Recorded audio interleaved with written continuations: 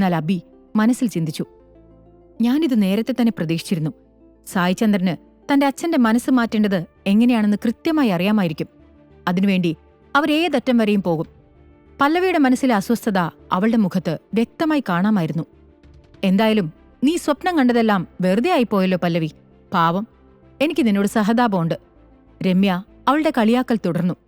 എന്നാൽ പല്ലവി അതൊന്നും ശ്രദ്ധിക്കാതെ പറഞ്ഞു, അങ്ങനെയൊന്നും ഒരിക്കലും ഉണ്ടാവില്ല. മുത്തശ്ശൻ എവിടെ? ഞാൻ മുത്തശ്ശനോടൊന്ന് സംസാരിക്കട്ടെ. മുത്തശ്ശൻ ഇവിടെ ഇല്ല. ഒരു ദൂരയാത്ര പോയതാണ്. ഇനി കുറച്ചു കഴിയും വരാൻ.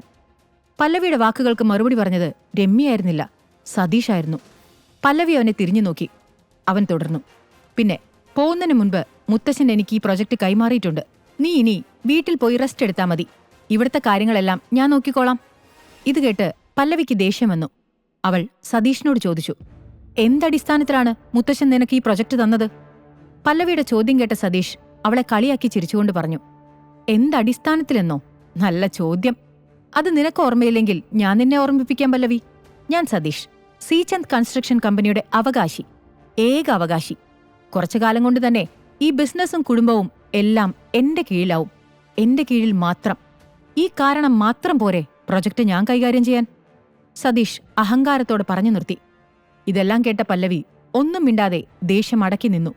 ഈ 3 വർഷം കൊണ്ട് തന്നെ അബിക്ക് പല്ലവിയുടെ മുത്തശ്ശനെ നന്നായിട്ട് മനസ്സിലായിരുന്നു. മധുരമുള്ള വാക്കുകൾ കൊണ്ട് അദ്ദേഹത്തിന്റെ മനസ്സു മാറ്റാൻ ആർക്കും സാധിക്കുമായിരുന്നു. ആ അടവാണ് സതീശനും അവന്റെ അച്ഛനും ഇവിടെ എടുത്തത് എന്ന് അബിക്ക് മനസ്സിലായി. അതുകൊണ്ട് ഇതിലവന് അത്ഭുതമൊന്നും തോന്നിയില്ല. അപ്പോൾ രമ്യ പറഞ്ഞു, ചില ആളുകൾ വെറുതെ അഹങ്കാരം കാണിക്കും.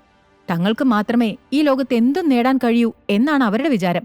ദിനേശിനെ പോലെ ഒരാളുടെ കൂടെ കിടന്നാൽ എല്ലാ പ്രശ്നങ്ങൾക്കും പരിഹാരം ഉണ്ടാവുമെന്ന് അവർ സ്വയം കരുതുന്നു. പക്ഷെ യഥാർത്ഥ ലോകത്ത് ഇതൊന്നുമല്ല നടക്കുന്നത് എന്നവർ അറിയുന്നില്ല. ഇത് കേട്ടയുടൻ സതീഷ് ഒരു വിളഞ്ഞ ചിരി ചിരിക്കാൻ തുടങ്ങി. അബി അവിടെ നിൽക്കുന്നത് രമ്യയും സതീഷും കണ്ടിരുന്നു. രമ്യ അപ്പോൾ അബിയുടെ മനസ്സിളക്കാൻ വേണ്ടി പറഞ്ഞു, അബി, നീ അറിഞ്ഞോ നിന്റെ ഭാര്യ എങ്ങനെയാണ് ഇന്നലെ ഈ പ്രൊജക്ട് നേടിയെടുത്തത് എന്ന കാര്യമൊക്കെ? ഇപ്പോൾ എല്ലായിടത്തും പാട്ടാണ്. കഷ്ടം തന്നെ.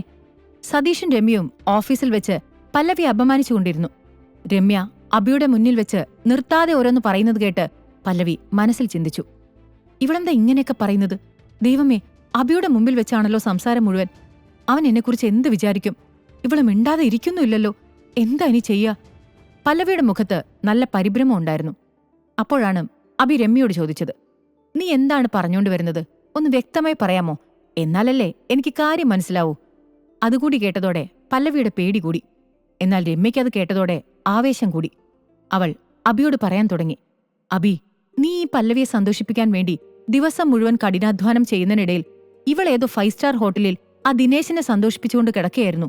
ഇന്നലെ അവൾ അയാളുടെ ഓഫീസിൽ തനിച്ചായിരുന്നു എന്നൊക്കെയാണ് ഞാൻ കേട്ടത്. ബിസിനസ് മീറ്റിംഗ് എന്ന് പറഞ്ഞ് 2-3 മണിക്കൂർ അവിടെ എന്തൊക്കെയാണ് സംഭവിച്ചിട്ടുണ്ടാവുക എന്ന് നമുക്ക് ഊഹിക്കാമല്ലോ. എന്നാലും ആ പ്രൊജക്ട് കിട്ടാൻ വേണ്ടി ഇത്രയൊക്കെ തരം താഴണമായിരുന്നോ? ഞങ്ങളെയൊക്കെ തോൽപ്പിക്കാൻ വേണ്ടിയല്ലേ പല്ലവി നീ ഇങ്ങനെയൊക്കെ ചെയ്തത്?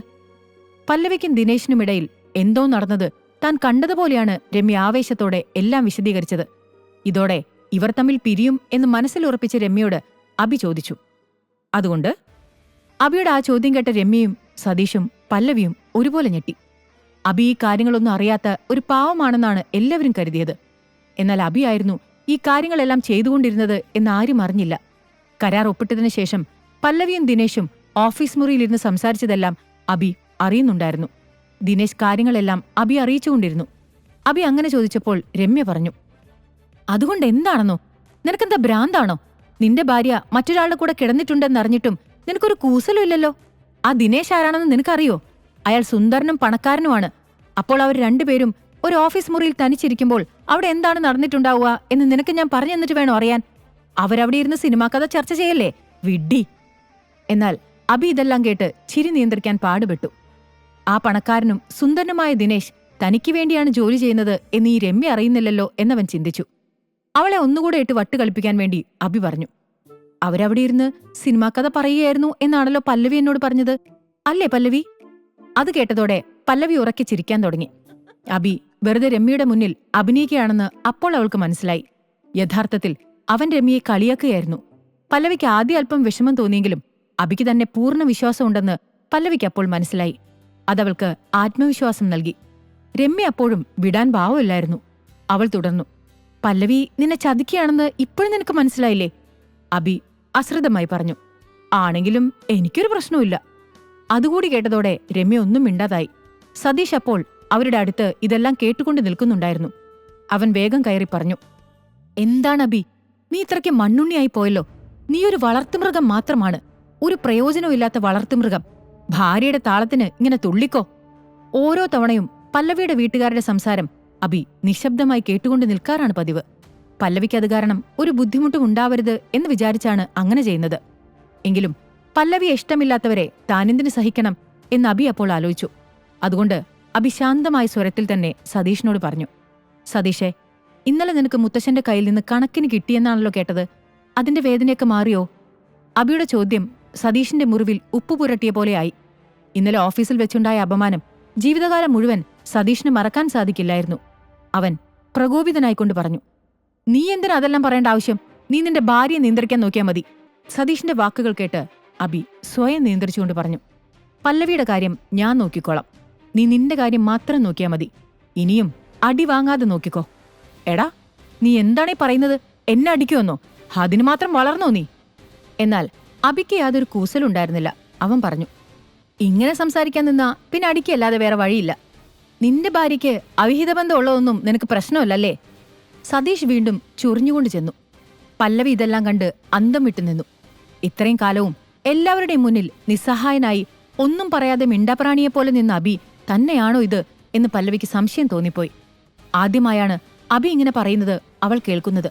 സതീഷ് വീണ്ടും വീണ്ടും ഒരേ കാര്യം തന്നെ പറഞ്ഞുകൊണ്ടിരുന്നപ്പോൾ അബി പറഞ്ഞു, സതീഷ്, എന്റെ ഭാര്യയെ എനിക്ക് നല്ല വിശ്വാസമുണ്ട്. അവൾ എന്നെ ചതിക്കില്ല എന്നെനിക്ക് നന്നായിട്ടറിയാം. നീ നിന്റെ കാര്യം നോക്കിയാൽ മതി. ഇനിയും ആരുടെയെങ്കിലും കയ്യിന്ന് അടി കിട്ടാതെ നോക്കിക്കോ. അതുകൂടെ കേട്ടതോടെ സതീഷ് അടങ്ങി. പല്ലവിക്ക് അബിയെ ആലോചിച്ച് അഭിമാനം തോന്നി. അവൾ ചിരിച്ചു. അബിയെ ജയിക്കാൻ കഴിയാതെ വന്നപ്പോൾ സതീഷ് വീണ്ടും പല്ലവിയുടെ നേരെ തിരിഞ്ഞു. നീ എന്താടി കിടന്ന് ചിരിക്കുന്നത്? നീ ഞങ്ങൾക്കൊക്കെ ഇപ്പൊ വലിയ നാണക്കേടാണ്. കുടുംബത്തിന്റെ പേര് കളയാനുണ്ടായവൾ. ഛേ! അതുവരെ എല്ലാം തമാശയായി എടുത്തിരുന്ന പല്ലവിക്ക് ഇപ്പോൾ ദേഷ്യം തോന്നാൻ തുടങ്ങി. അവൾ എന്തോ പറയാൻ നിന്നതും അബി ഇടയിൽ കയറി പറഞ്ഞു, ഇനി മേലാൽ എന്റെ ഭാര്യയെപ്പറ്റി ഒന്നും മിണ്ടിപ്പോരുത്. പിന്നിവിടെ എന്താണുണ്ടാവുക എന്നെനിക്ക് തന്നെ അറിയില്ല. അബിയുടെ ആ സംസാരവും ഭാവവും നോട്ടവും എല്ലാം കണ്ട് സതീഷും രമ്യയും പേടിച്ച് പിറകിലേക്ക് മാറി. എത്ര പേടിയുണ്ടായാലും അത് മുഖത്ത് കാണിക്കരുത് എന്ന് മനസ്സിൽ ഉറപ്പിച്ചുകൊണ്ട് സതീഷ് പറഞ്ഞു, ഞാൻ ഇവളുടെ സഹോദരനാണ്. ഇവളെ ശകാരിക്കാനോ അടിക്കാനോ എനിക്ക് അവകാശമുണ്ട്. പക്ഷെ നീ ആരാണ്? ഞങ്ങളുടെ കുടുംബവുമായി നേർക്കുനേർ നിന്ന് സംസാരിക്കാൻ പോലുള്ള യോഗ്യത നിനക്കില്ല. അടുത്ത നിമിഷം അബി സതീഷിന്റെ കവിളിൽ ശക്തമായി ആഞ്ഞടിച്ചു. എന്നിട്ട് പറഞ്ഞു, നീ പറഞ്ഞത് ശരിയാണ്.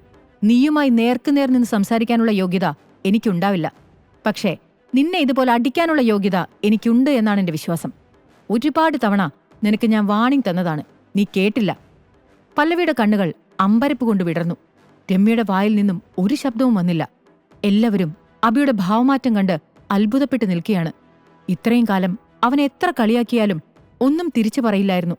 പക്ഷെ ഇപ്പോൾ അവന്റെ ഭാര്യയെക്കുറിച്ച് പറഞ്ഞപ്പോൾ അവൻ ക്ഷമിക്കാൻ തയ്യാറായില്ല. ആ അടി സതീഷിന് വല്ലാത്ത അപമാനമായിപ്പോയി. അവൻ പറഞ്ഞു, ഞാൻ ആരാണെന്ന് നിനക്കിപ്പോഴും മനസ്സിലായിട്ടില്ല. ഞാൻ ഈ കുടുംബത്തിന്റെ അവകാശിയാണ്. നീ എന്നോട് ഇങ്ങനെയൊക്കെ പെരുമാറിയെന്ന് മുത്തശ്ശൻ അറിഞ്ഞാൽ പിന്നെ അദ്ദേഹം നിന്നോട് ക്ഷമിക്കില്ല. അത് കേട്ട് അബി പറഞ്ഞു, ഇക്കാര്യത്തിൽ ആരും എന്നോട് ക്ഷമിക്കണമെന്ന് എനിക്ക് നിർബന്ധമില്ല. എനിക്ക് ആരെയും പേടിയില്ല. സീചന്ദ് കൺസ്ട്രക്ഷന്റെ ഓഫീസിന്റെ മുന്നിൽ വെച്ച് തന്നെ ഇത് പറയാൻ അബിക്കെങ്ങനെ ധൈര്യം കിട്ടി എന്ന ഭാവത്തിൽ എല്ലാവരും അവനെ നോക്കി. അപ്പോഴേക്കും അവിടെയുള്ള സ്റ്റാഫുകളും കുടുംബക്കാരും എല്ലാം അവിടെ കൂടിയിട്ടുണ്ടായിരുന്നു. മുത്തശ്ശനെ വരെ പേടിയില്ലാതെയുള്ള അബിയുടെ സംസാരം എല്ലാവരെയും ദേഷ്യം പിടിപ്പിച്ചു. ഇവന് നാണോ ഇല്ലേ? ഇവൻ വെറുതെ പണി വിളിച്ചു വരുത്തിയാണോ? ഇവനെയും പല്ലവിയെയും കുടുംബത്തിൽ നിന്ന് പുറത്താക്കണം. അബിയുടെ പെരുമാറ്റത്തോട് അവിടെയുള്ള ഓരോരുത്തരായി പ്രതികരിച്ചുകൊണ്ടിരുന്നു. ഈ കഥ തുടർന്ന് കേൾക്കുന്നതിനായി ഇപ്പോൾ തന്നെ പോക്കറ്റ് FM ആപ്പ് ഇൻസ്റ്റാൾ ചെയ്യൂ. Link in description.